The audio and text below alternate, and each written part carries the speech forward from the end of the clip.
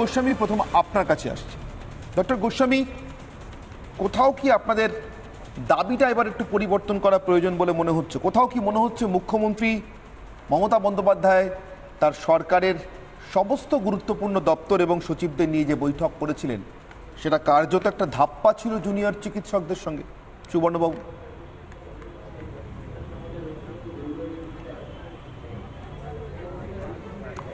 আমরা প্রথম দিনেই প্রতিক্রিয়ায় বলেছিলাম যে হচ্ছে যে এই বৈঠক নিষ্ফলা বৈঠক এবং আইওয়াস ছাড়া আর কিছুই নয়। কারণ আমরা 2017 সাল থেকে যে হিসেব রাখি, এই রাজ্যে প্রায় 1,500-এর উপরে চিকিৎসক নিগ্রহের ঘটনা ঘটেছে। সবগুলোতেই প্রায় সবগুলোতেই 90% বেশি ঘটনায় শাসক দলে ছোট বড় সেজো নানা মাপের নেতা তারা যুক্ত, এবং পুলিশ অধিকাংশ ক্ষেত্রেই কোনো গ্রেপ্তার করেনি। যেখানে গ্রেপ্তার করেছে সেখানে লঘু ধারায় মামলা দিয়েছে। অথচ আইন আছে 2009 সালে, যে আইন আমরা চিকিৎসকরা আন্দোলন করেই 2009 সালে আইন আদায় করেছিলাম যে এই ধরনের ঘটনা হলে জামিন অযোগ্য ধারায় গ্রেপ্তার হবে, ভাঙচুর হলে তার ক্ষতিপূরণ আদায় হবে। কিছুই মেলেনি। 2 নম্বর যেটা আমরা বারবার বলছি যে নিরাপত্তা একটি সামাজিক বিষয়, সামাজিক রাজনৈতিক বিষয়। আইনের শাসন যদি না থাকে, যদি ভয়ের সংস্কৃতি বজায় থাকে এবং অপরাধী বান্ধব প্রশাসন যদি থাকে, তাহলে সিসিটিভি ক্যামেরা দিয়ে বা এই প্রাইভেট সিভিক পুলিশ ইত্যাদি দিয়ে কখনোই নিরাপত্তা নিশ্চিত করা যাবে না। 3 নম্বর, পরিকাঠামো, হাসপাতালের পরিকাঠামো 1991 সালের পর থেকে আজ অবধি এস্টাবলিশমেন্ট টেবিল সংশোধন হয়নি, যেখানে ঠিক করা হয় যে কতজন রোগী পিছু কতজন ডাক্তার, কতজন নার্স, কতজন টেকনিশিয়ান। সেটা যদি না করা হয়, ক্রমবর্ধমান রোগীর চাপ আর সেই মান্ধাতা আমলের এস্টাবলিশমেন্ট টেবিল অনুযায়ী এবং তাও অসংখ্য ভ্যাকেন্সি, প্রায় ডাক্তারের ভ্যাকেন্সি হচ্ছে এই মুহূর্তে সারা রাজ্যে 8,000-এর বেশি। ফলে যেটা হচ্ছে অল্প সংখ্যক ডাক্তার, নার্স, টেকনিশিয়ানদের দিয়ে এই বর্ধিত রোগীর চাপ সামাল দেওয়া প্রায় অসম্ভব। রোগীর যা চাহিদা, রোগীর পরিজনের যা চাহিদা থাকে, যা প্রত্যাশা থাকে, এবং আমরা আমাদের সর্বোচ্চ ক্ষমতা অনুযায়ী পরিষেবা দিয়েও তারপরে গ্যাপ থেকে যায়, সেই গ্যাপ পূরণ করা যায় না। এর কারণ 2টো।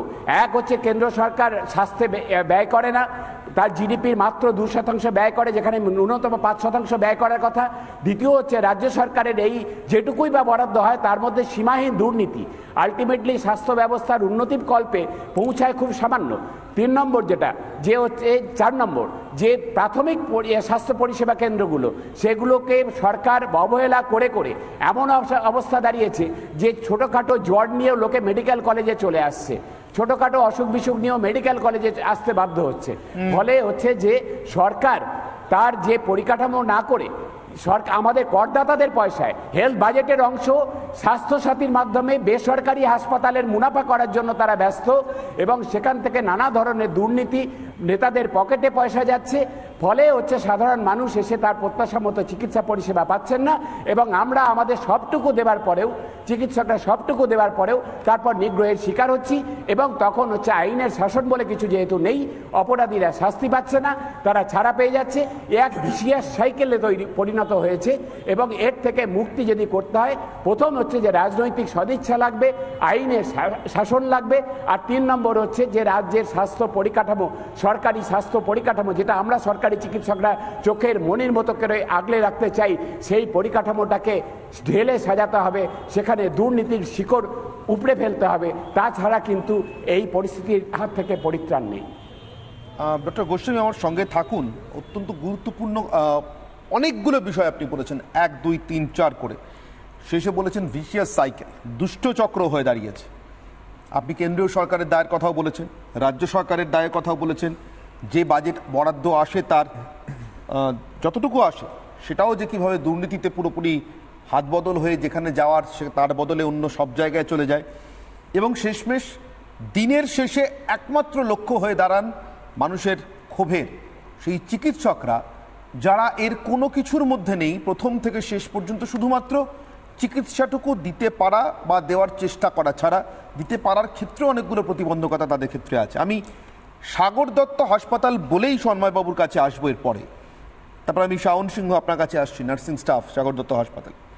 সন্ময়বাবুর খুব সাম্প্রতিক সময় কিছু অভিজ্ঞতার কথা আমাকে শেয়ার করেছিলেন সাগর দত্ত হাসপাতালে, কি চলে, কারা চালায়। সন্ময়বাবু আরেকবার একটু মনে করাবেন আমাদেরকে।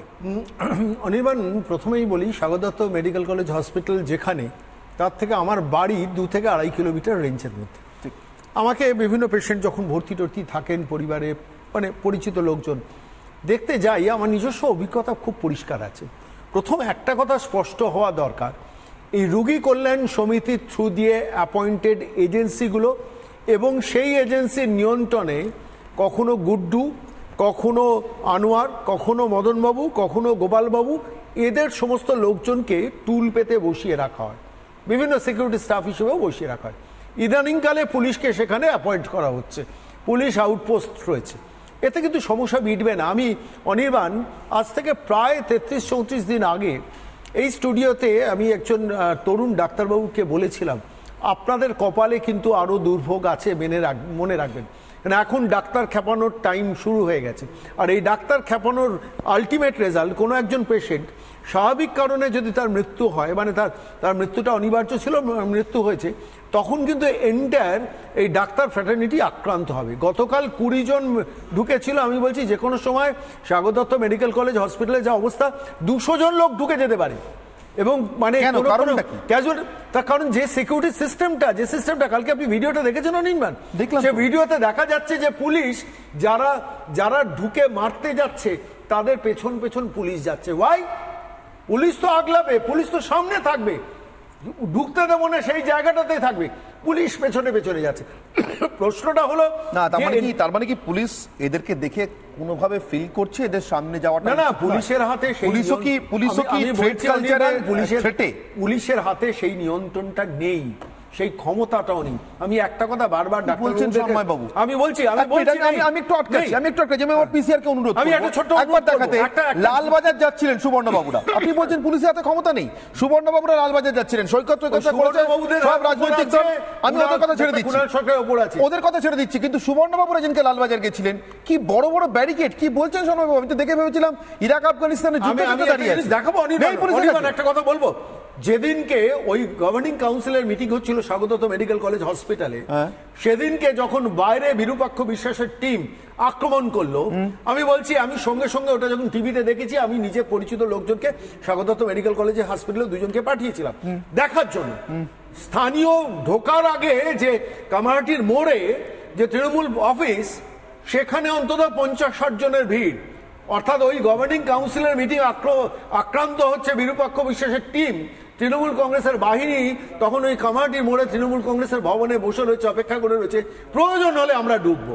আচ্ছা বলুন তো, তাদের ব্যাপারে গভর্নিং কাউন্সিল ব্যবস্থা নিয়েছেন, বাইরের ফোর্সের ব্যাপারে কি ব্যবস্থা নেবেন? কিছু করার নেই। আমি বলছি কিচ্ছু করার নেই।